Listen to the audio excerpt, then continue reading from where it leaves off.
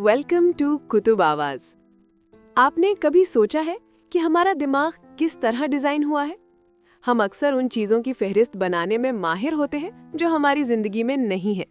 सुबह उठते ही पहला ख्याल शायद ये होता है कि आज फिर वही रूटीन, वही थकान, या फिर काश मेरे पास भी फला इन्फ्लुएंसर जैसा घर होता।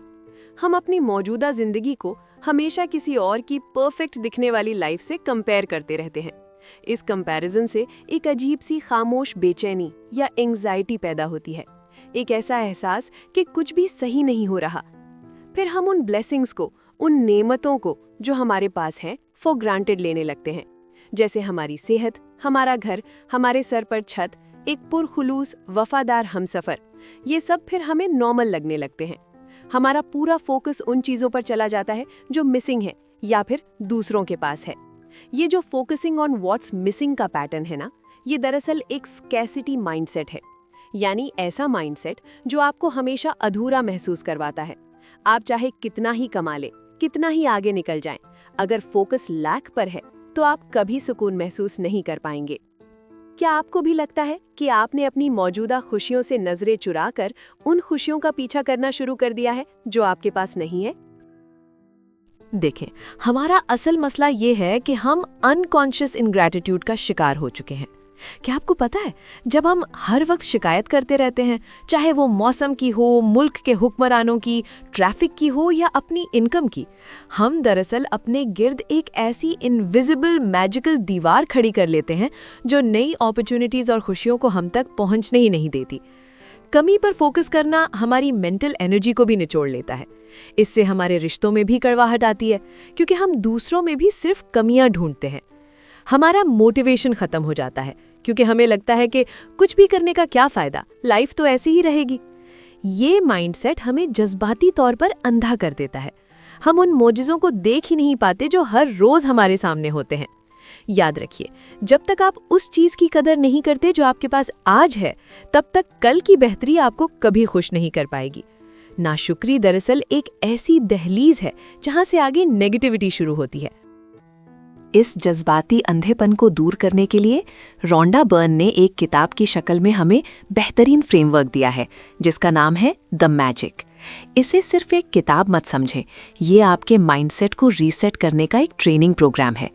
इस किताब का मकसद आपको लैक, कमी की दुनिया से निकालकर अबंडेंस, फरावानी की दुनिया में ले जाना है। ये आपको सिखाती है कि शुक्रगुजारी, ग्रैटिट्यूड कोई सिर्फ मुंह से कहने वाली बात नहीं है, बल्कि ये एक हैबिट है जिसे बिल्ड करना पड़ता है।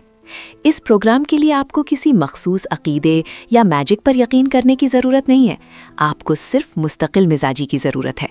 यूँ समझें, जैसे जिम जाने से मसल्स बनते हैं ना, बिल्कुल वैसे ही रोज़ाना शुक्रगुजारी की प्रैक्टिस करने से आपका ग्रैटिट्यूड मसल मजबूत होता है। ये प्रोग्राम आपकी तवज्जो, अटेंशन को बदल देता है। जब हम लफ्ज़ मैजिक सुनते हैं तो हमारी दिमाग में शायद कोई जादुई चिराग सामने आता है, लेकिन इस किताब में मैजिक का मतलब कुछ और है। मैजिक का मतलब इंस्टेंट मिरेकल्स नहीं है। ये ऐसा नहीं है कि आपने शुक्रिया कहा और कल आपके बैंक अकाउंट में करोड़ों रुपए आ गए। मैजिक का मतलब साइकोलॉजिकल पावर है। ये वो ताकत है जो तब पैदा होती है जब आप अपने दिमाग को अबंडेंस पर अलाइन करते हैं। असल मैजिक तब होता है जब आपकी अटेंशन शिफ्ट होती है। जब आप अपनी तवज्जो लैक से हटाकर ब्लेसिंग्स पर ले आते हैं तो आपकी वाइब्रेशन बदल जाती है। आप बेहतर फैसले करते हैं, आप ज़्यादा पुरसुकून रहते हैं और इस वजह से लोग और अपॉर्चुनिटीज़ आपकी तरफ खिंचे चले आते हैं।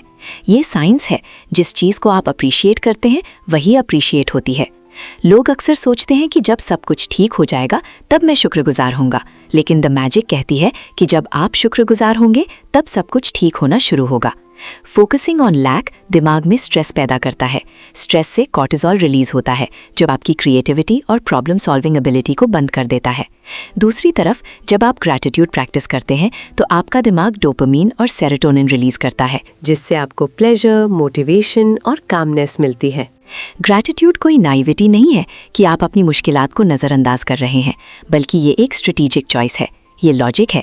जैसे अगर आप अपने बॉस की बुराई करते रहेंगे तो आप कभी अच्छा काम नहीं कर पाएंगे, लेकिन अगर आप उस नौकरी के लिए शुक्रगुजार होंगे जो आपके बिल्स पे कर रही है तो आप बेहतर परफॉर्म करेंगे और तरक्की के रास्ते खुलेंगे।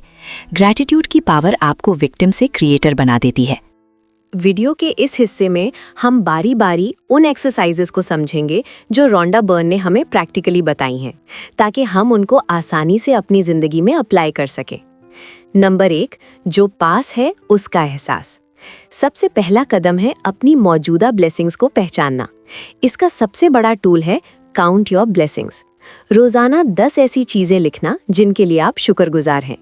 जब आप लिखते हैं कि मैं शुक्रगुजार हूं क्योंकि मेरे पास ये है, तो आपका दिमाग उन चीजों को वैल्यूएट करना शुरू करता है जो अभी तक आपके आगे इनविजिबल थी।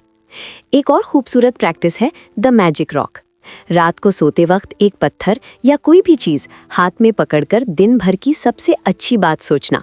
इससे आपका दिमाग पॉजिटिव नोट पर सोता है। नंबर 2, रिश्तों में जादू यानी मैजिक डस्ट।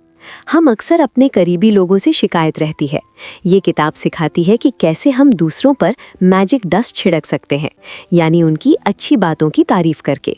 अगर आपका किसी से झगड़ा है तो उनकी 10 अच्छाइयाँ लिखें। ये करने से सिर्फ आपका गुस्सा खत्म नहीं होता, बल्कि आपकी एनर्जी भी बदल जाती है और अक्सर सामने वाला शख्स भी बदल जाता है।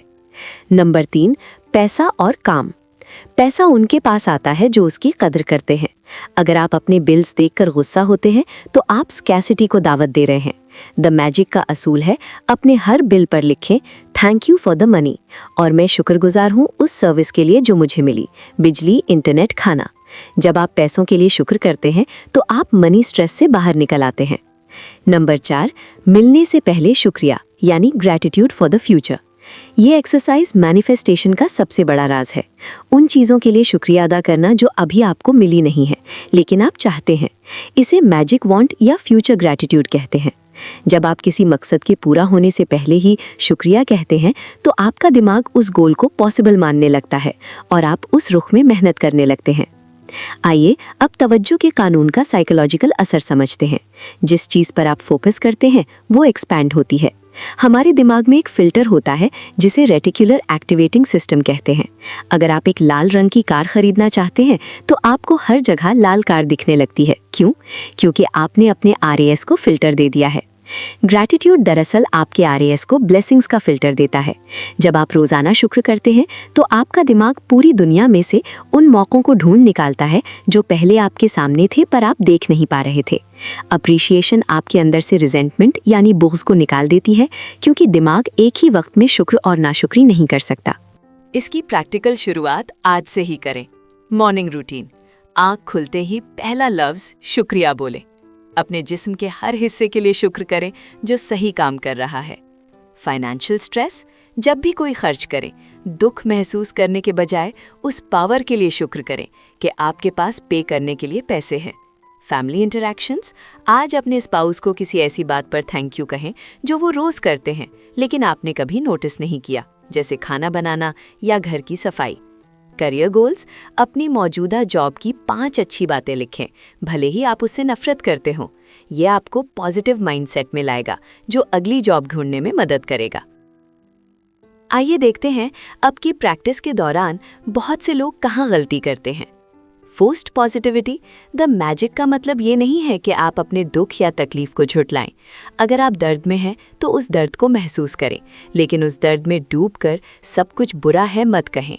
प्रिटेंडिंग परफेक्शन, आपको ये दिखावा नहीं करना कि लाइफ परफेक्ट है। ग्रैटिट्यूड का मतलब है लाइफ परफेक्ट नहीं है लेकिन फिर भी इसमें बहुत कुछ अच्छा है। इनकंसिस्टेंसी, 2 दिन शुक्र करके तीसरे दिन शिकायत पर वापस आ जाना मैजिक को रोक देता है। ये 28 दिन का सफ़र है, इसे बीच में मत छोड़िए। ओनली फॉर गुड टाइम्स, सबसे बड़ी गलती तब शुक्र करना है जब सब ठीक हो। असल ताकत तब है जब आप मुश्किल वक्त में भी किसी एक छोटी सी नेमत को ढूंढ निकालते हैं और शुक्रगुजार होते हैं। अब इस सब से होगा क्या जानते हैं?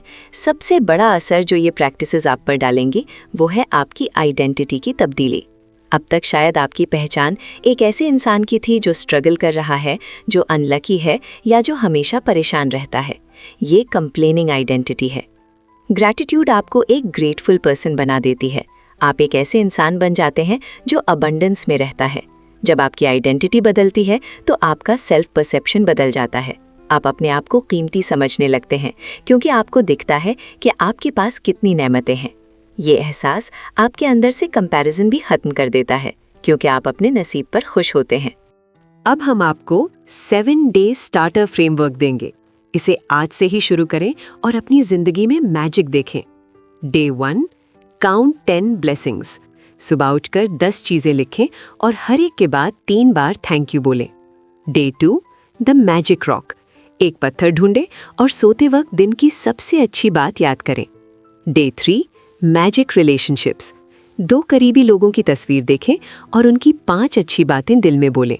Day 4, magic health.